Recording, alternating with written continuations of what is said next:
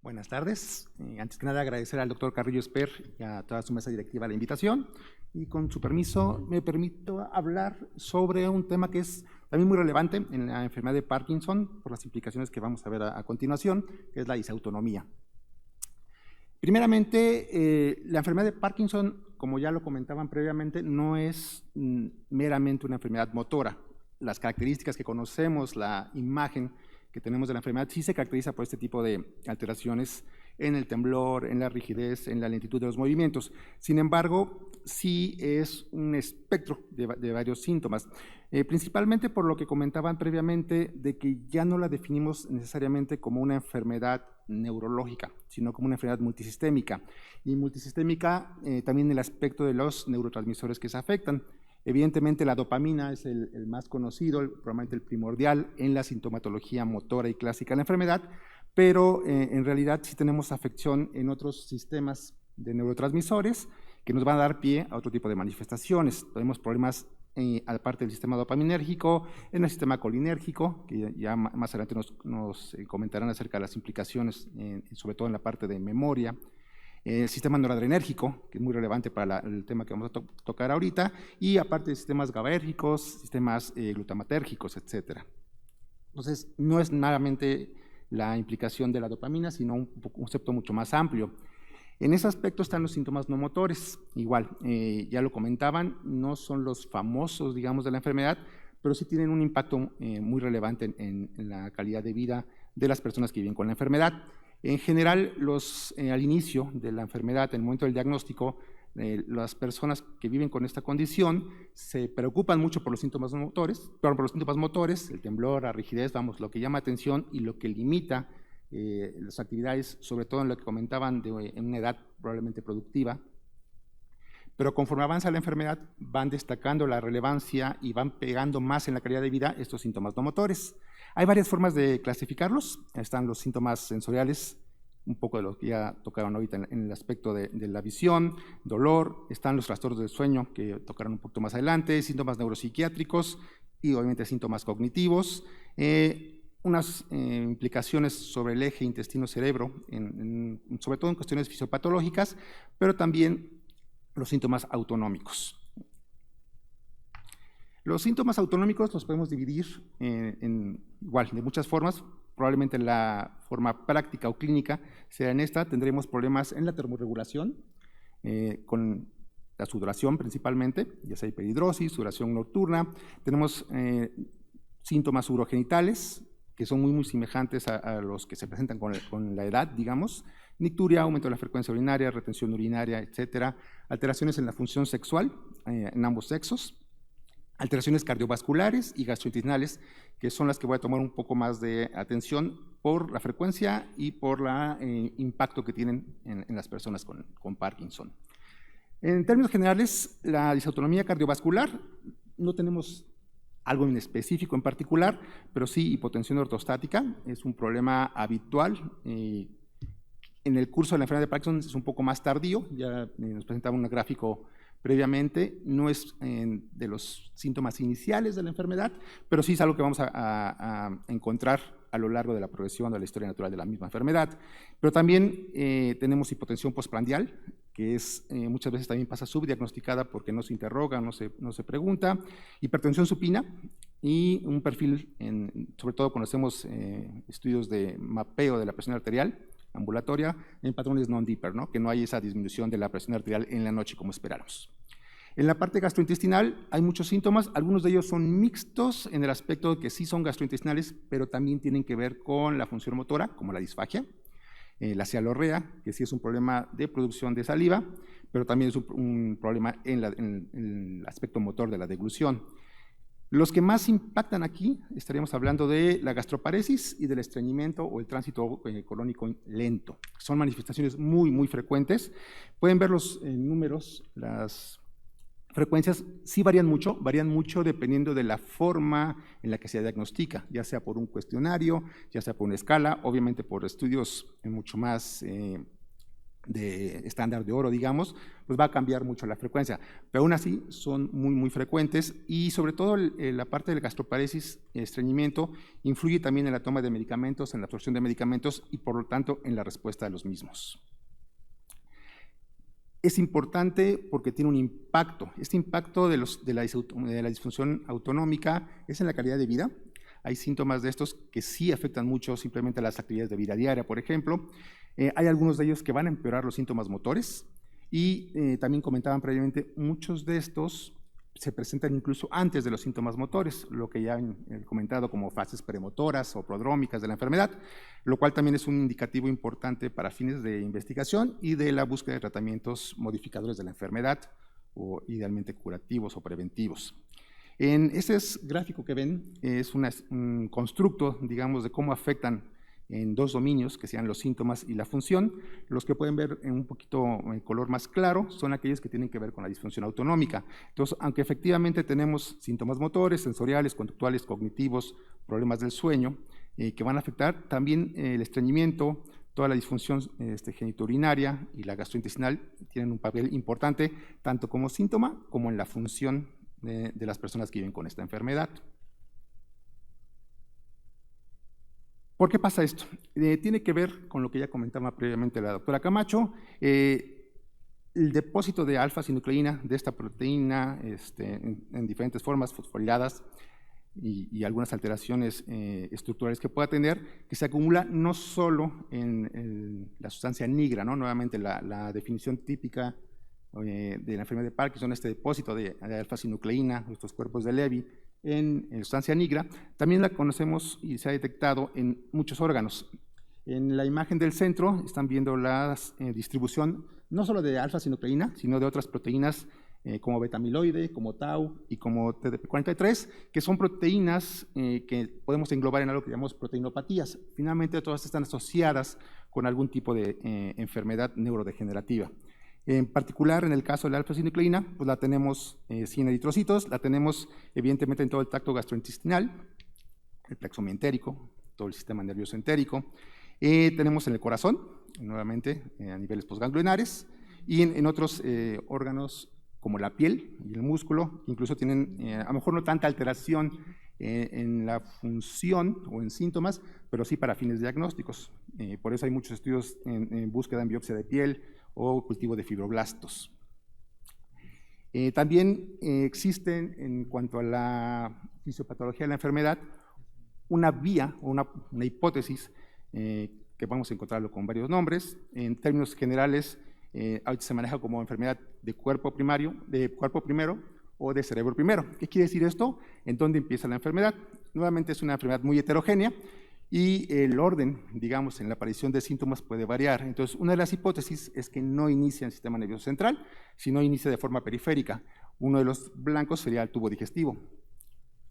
¿Por qué? Porque se ha documentado la existencia de depósitos de alfa-sinucleína en el plexo mientérico, en la submucosa, y también se ha documentado la migración tipo priónica, no es un prión como tal, pero sí tiene ciertas características similares, donde sabemos que a través del nervio vago puede ascender al sistema nervioso central. Otra de las vías que maneja es a través del bulbo olfatorio, ¿no? Pero es más o menos la misma idea. También hay estos depósitos que van a tener alteraciones funcionales, dependiendo de dónde estén, pues van a afectar sistemas, por ejemplo, de norepinefrina a nivel del corazón, que sería lo esperado ahí. También la parte genética es importante. Ya comentaban acerca de las formas de herencia de la enfermedad. La realidad es que la mayor parte de la enfermedad de Parkinson no es genética en el aspecto de una herencia mendeliana, solo alrededor del 10% son autosómicas dominantes o autosómicas recesivas, pero con la existencia y la expansión de todos estos estudios, ya no solo de exoma, sino de genoma completo, estos estudios de asociación de genoma completo, sabemos que hasta un 40% de las personas con enfermedad de Parkinson tienen al menos un factor de riesgo genético. Esos que están viendo aquí, alfa-sinucleína, el RKK2 y GBA son los que más se asocian con síntomas disautonómicos. Entonces, sí tienen cierto carácter de riesgo, cierto carácter incluso de herencia mendeliana, y algunos, por ejemplo, GBA es muchísimo más asociado con trastornos cognitivos, pero también sabemos que la tasa de disautonomía, la gravedad de los síntomas, tanto cardíacos como gastrointestinales, es mucho más alta, incluso los sensoriales y a nivel retiniano. También en la parte de la fisiopatogenia, pues es importante la parte del cerebro. Si vemos que hay una afección del sistema nervioso entérico, una afección del sistema nervioso periférico, pero también del sistema nervioso central en zonas, particularmente la ínsula, obviamente, y lo vamos a ver un poco más con lo de sueño, en tallo, que tienen que ver con un traslape, digamos, de funciones cerebrales, pero también en el control autonómico. A nivel intestinal también se habla mucho, se ha expandido mucho el conocimiento en cuanto a la microbiota, esta disbiosis del sistema intestinal que pudiera tener un papel en la patología, en la fisiopatología y también en los síntomas de tipo disautonómico en este caso. Y al igual que con lo que nos mencionaba la doctora Camacho, los síntomas de disautonomía no van solitos. Generalmente sí encontramos ciertas asociaciones que están bien demostradas, tanto por estudios de hipótesis como por estudios de datos o basados en datos. Sabemos que hay un sustrato neuronal compartido, lo que decíamos, tronco encefálico, ínsula, etcétera, nivel cortical, por ejemplo, que van a afectar la gravedad e incluso están relacionados con algunos síntomas motores. Obviamente, por ejemplo, la capacidad de ejercicio, si la persona está con disautonomía, hipotensión ortostática, hipertensión supina, etcétera, esto va a llevar a una peor capacidad funcional. De hecho, hay estudios que sugieren cálculos distintos para frecuencia cardíaca máxima, hay pruebas de esfuerzo en personas con Parkinson, pero al final esto nos reduce la capacidad de hacer ejercicio, que como ya comentaban, es uno de los factores protectores, incluso de tratamiento de la enfermedad. Los mismos síntomas disautonómicos, nuevamente, habitualmente la hipotensión ortostática, nos puede llevar a empeorar los trastornos de la marcha y las caídas. Las caídas son de los grandes enemigos en la enfermedad, por las complicaciones que les siguen. Obviamente el trauma, pero ya por la edad incluso puede haber fracturas de cadera y que nos lleva a este ciclo que ya conocemos en pacientes, sobre todo de tipo geriátrico.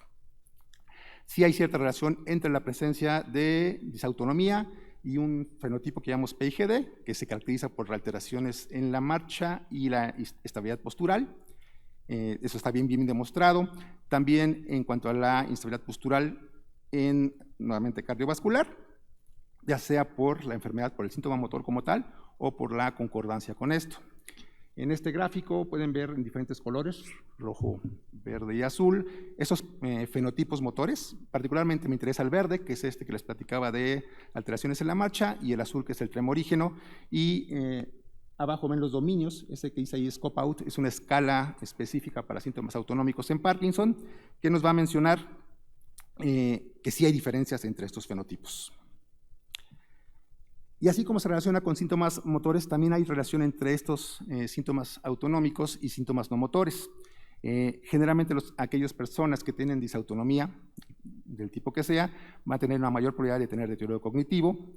Lo que decíamos de que estos síntomas pueden preceder a la enfermedad hasta por 10, 15 años, no tanto como los del sueño, por ejemplo, o los del olfato, pero sí con bastantes años. Y la presencia de hipotensión ortostática temprana es un factor de mal pronóstico que nos puede llevar incluso a problemas vasculares, enfermedad vascular cerebral, etc. El estreñimiento se asocia también con una función ejecutiva, con alteraciones en la memoria. En la parte de sueño, que van a tocar un poco más a fondo, también hay una gran asociación entre disautonomía y trastornos del sueño conductal y que nos van a llevar a otra serie de alteraciones, ya sean cognitivas o incluso de psicosis. Aquí, bueno, la misma idea, la parte que habíamos comentado, la disbiosis intestinal y la correlación con síntomas neuropsiquiátricos, ansiedad y depresión. Evidentemente, el sentirse mal nos va a llevar a esta cuestión, pero también desde el punto de vista fisiopatológico hay un sustento o un sustrato anatómico y de neurotransmisores que nos pueden empeorar esto. La parte de la teoría que les mencionaba de se inicia la enfermedad de Parkinson en el cuerpo, ya sea en tubo digestivo, en corazón o bulbo olfatorio. Obviamente esperamos generalmente los síntomas más tempranamente y un poco más graves que en aquel patrón que empieza más con síntomas de encéfalo, digamos.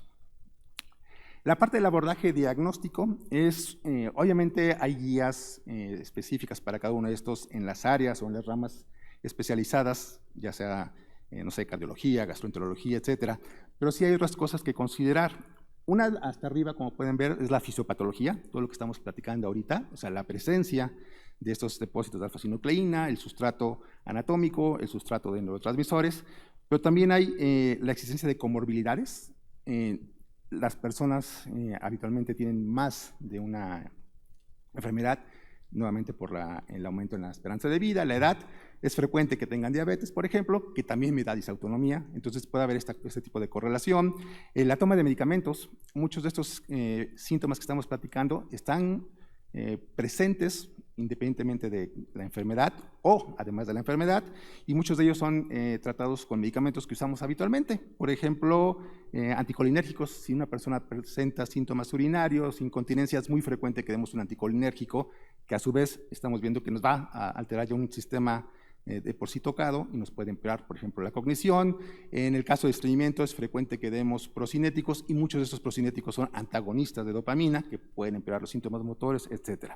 Y también está la parte de las fluctuaciones. No profundicé mucho en eso, pero estas disautonomías, estos síntomas no motores también pueden fluctuar a lo largo del día, dependiendo de la dosis del medicamento. El tratamiento es estándar, no hay un tratamiento aún muy específico, quizá en el aspecto cardiovascular, la droxidopa, que no tenemos disponible, pero fluorocortisona, amiodarona, que son un poquito más complicados de manejar, habitualmente sí por el cardiólogo, por el especialista, y sobre todo en disautonomía. Pero en general es simplemente conocer un poquito la fisiopatología y el mecanismo de acción de los medicamentos.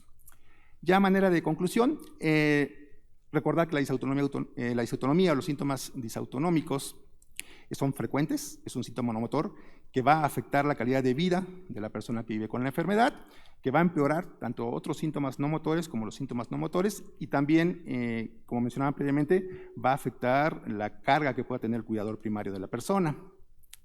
La patogénesis, hay hipótesis, hay demostración, por ejemplo, de la fisinucleína, pero bueno, aún se requiere más investigación para determinar esta parte de correlación y causalidad nuevamente, ¿no?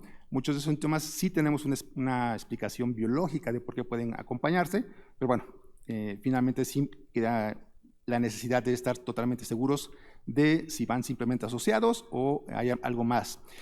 Son síntomas que son subdiagnosticados, porque muchas veces la persona no los asocia a la enfermedad de Parkinson, cada vez es menos, pero aún difícilmente la persona que va al neurólogo a decirle que tiene temblor o rigidez o lentitud, le va a decir que tiene problemas de sueño, o le va a decir que no huele bien, por ejemplo, o que se marea al pararse, o que se marea después de comer. Entonces sí es esa parte de conocimiento por las personas y obviamente por el personal médico. ¿Qué es la gran ventaja de esto, de conocer esto? Nuevamente encontrar tratamientos específicos, pero también poder determinar en esas fases prodrómicas si los puedo detectar antes, y evidentemente si el corregir estos síntomas o prevenir estos síntomas disautonómicos tiene algún impacto en la progresión de la enfermedad. Gracias.